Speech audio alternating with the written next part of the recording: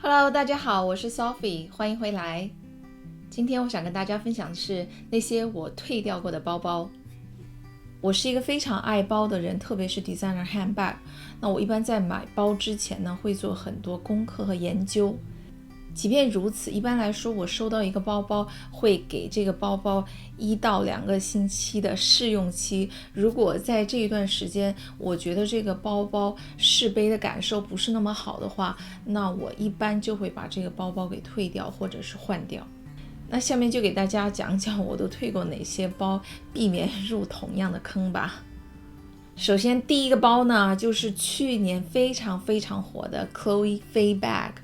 它最畅销的款式呢是麂皮和牛皮拼接的款式。那我一开始入的是 Chloe Faye Bag， 大号是冷灰色的。那个包呢，我收到之后，其实实物没有图片那么惊艳了。它的这个灰色调非常冷，那其实搭配深色系或者中性色调的衣服来说，有点过于冷淡了。那我最不满意的呢，就是它的自重，因为它自重真的是非常的重。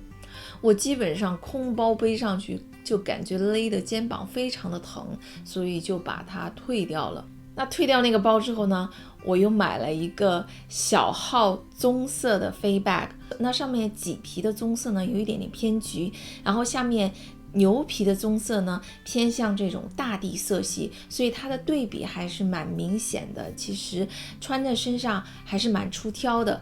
但是最后呢，我还是把那个包退掉的原因呢有2个。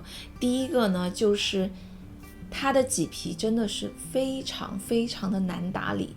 那在试背这个包包期间呢，有一次我看到我朋友背了半年的飞包包，上面那个麂皮真的是没法看，颜色深一块浅一块的，特别的脏。如果经过正常的使用，我的废包包也会变得跟它一样那么难看，那么难打理。所以我当时就对那个包产生了抵触的情绪。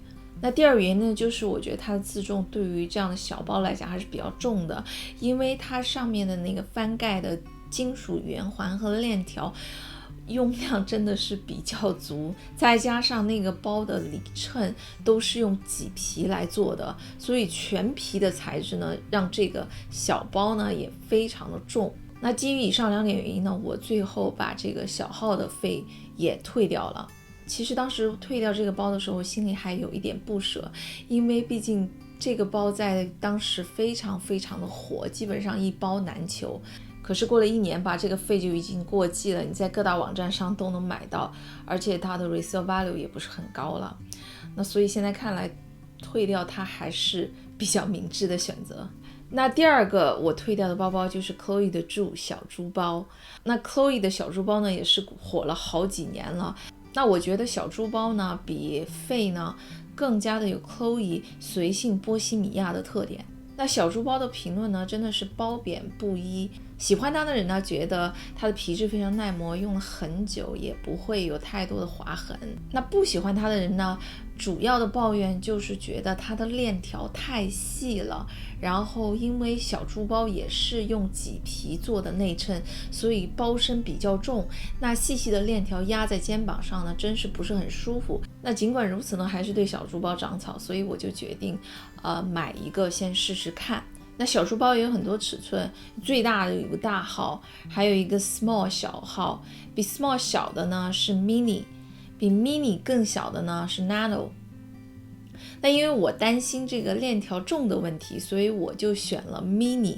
我当时买的是薄荷绿的 mini 小书包，然后收到之后呢，确实实物还蛮漂亮的。那容量呢，我试了一下还 OK， 可以装下手机、小的卡包、小的钱包，还有几支口红什么的。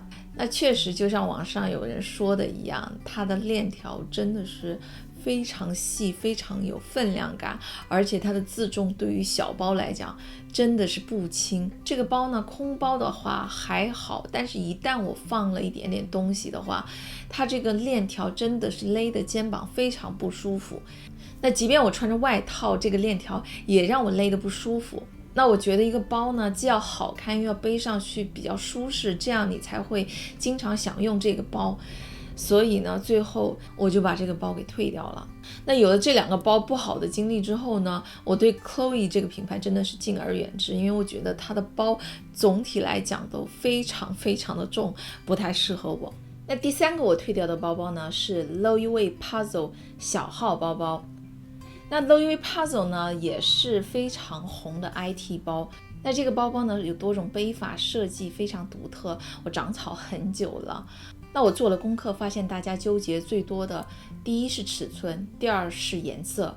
尺寸方面，对于女生基本上就有2个选择，一个是小号，一个是中号。那很多人都说165以下的女生选择小号就够了，因为这个小号斜背起来的话不会那么 bulky。那我的身高呢正好是165厘米，所以我是介于既可以选择小号又可以选择中号之间，保险起见还是选择小号吧，因为中号可能它看起来这么大的 size 不一定 hold 得住。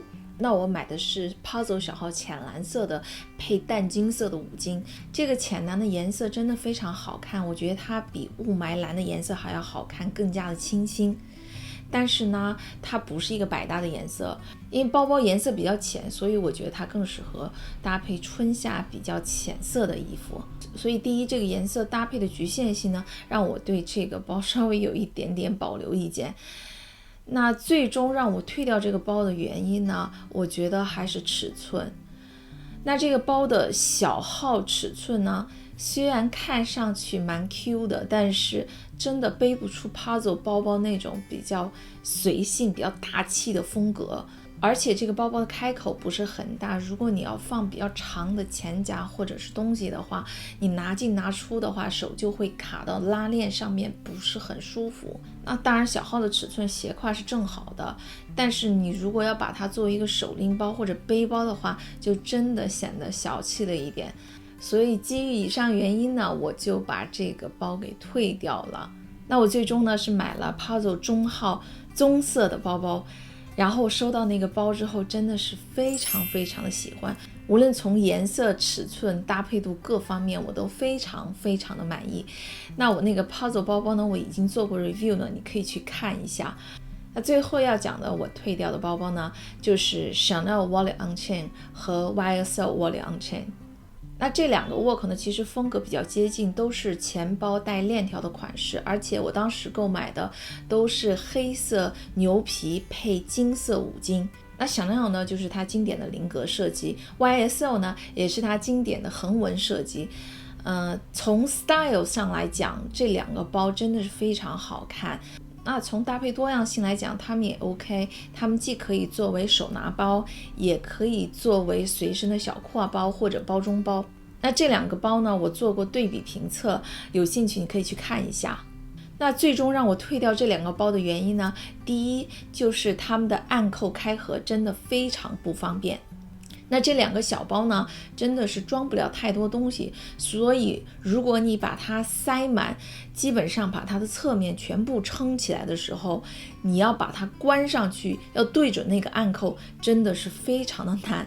我经常要费好大功夫才能对准，特别是在你平时匆忙的时候要开关这个包，真的就是非常不方便了。而且这2个包包呢，在装得很满的时候，它的暗扣会自己爆开，非常不安全。